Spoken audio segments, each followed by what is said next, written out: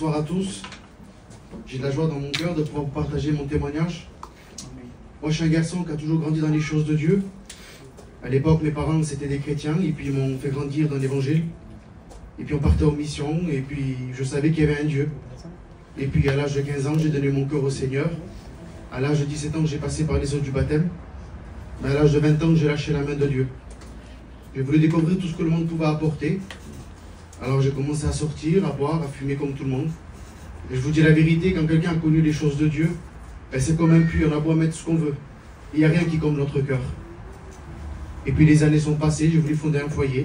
Je me suis marié, j'avais un petit bébé, tout allait bien. Avec mon foyer, on ne s'entendait pas. C'était dispute sur dispute. Et puis vraiment, c'était le chaos chez moi. Et puis je me suis rappelé qu'il y avait mon Dieu. Alors dans ma caravane, j'ai pris ma femme, j'ai dit écoute, voilà, je dis moi je connais les choses de Dieu, je sais que le Seigneur va revenir bientôt. Je dis j'ai ma fille n'est pas sanctifiée par rapport à moi. Je dis si elle revient, ben, je perds tout mon foyer. Alors je dis écoute, moi je vais aller à la réunion et puis je vais laisser faire le Seigneur. Amen. Et puis vous savez, comme le fils prodigue a fait, j'ai rentré dans mon cœur à moi-même et j'avais pris déjà une décision. Mais je dis Seigneur, maintenant toi de faire le reste. Oh, Dieu. Donc quand je suis allé dans cette réunion, je ne sais pas vous comment vous êtes venus dans cette réunion, si vous êtes disposé ou pas, mais moi dans cette réunion j'étais disposé. Et puis la réunion a commencé, le pasteur a commencé à porter la parole de Dieu, et puis j'avais un combat sur ma chaise. Parce qu'il y avait des personnes, moi avec mon oncle, ben c'était le chaos dans ma famille. Parce qu'on ne se parlait plus. Ma mère avec son frère ne se parle pas, avec mon frère on ne se parlait pas avec mon oncle. Et je vous dis la vérité, c'était vraiment la catastrophe. Et puis pour moi c'était grand, parce que je dis Seigneur, il va falloir que je pardonne toutes ces personnes, que je les aime. Comment je vais faire Seigneur, j'arriverai pas. Et sur ma chaise il y avait un combat. Et puis vous savez, l'ennemi quand on veut prendre des bonnes décisions, lui il veut pas.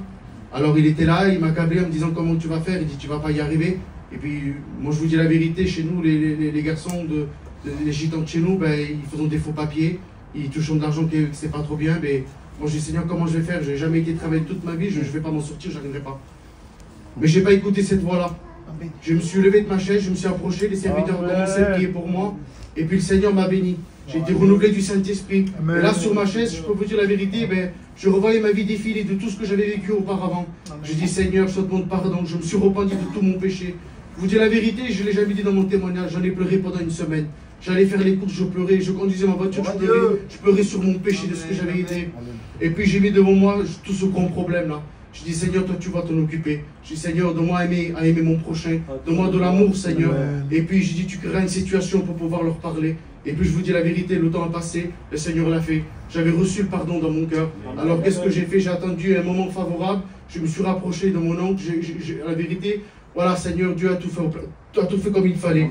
Aujourd'hui, voilà, moi, j'avais un foyer. Quand je suis revenu au Seigneur, ma femme, je vous dis la vérité, eh ben, c'était compliqué chez moi parce que moi, je voulais voilà, servir le Seigneur comme on pouvait.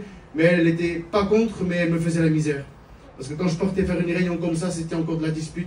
Mais cette fois-là, moi j'étais un chrétien, je ne pouvais plus répondre de la même manière. Il fallait que je montre un bon témoignage, alors Seigneur, c'était très difficile. Et puis le temps a passé comme ça. Et puis j'ai remis tout les mains entre les mains de Dieu. Mais le Seigneur m'a fait une promesse, il m'a dit je bénirai ton foyer. Amen. Alors j'ai gardé cette promesse dans mon cœur. Ça a duré pendant 4 ans. Je ne sais pas s'il y a des foyers divisés ce soir, mais ma soeur, mon frère espèrent en Dieu. Le Seigneur il va le faire pour ton foyer, il l'a fait pour moi. 4 ans après, ils ont passé, ben, le Seigneur a béni mon foyer. Aujourd'hui j'ai un foyer chrétien, je suis comblé. La vérité, je sais que si le Seigneur revient, je repars avec lui. Je sais même si je devrais devancer par la mort, eh ben, je sais aussi que je vais auprès de lui. Si j'ai un conseil à vous donner, tournez-vous vers Dieu. Amen. Amen.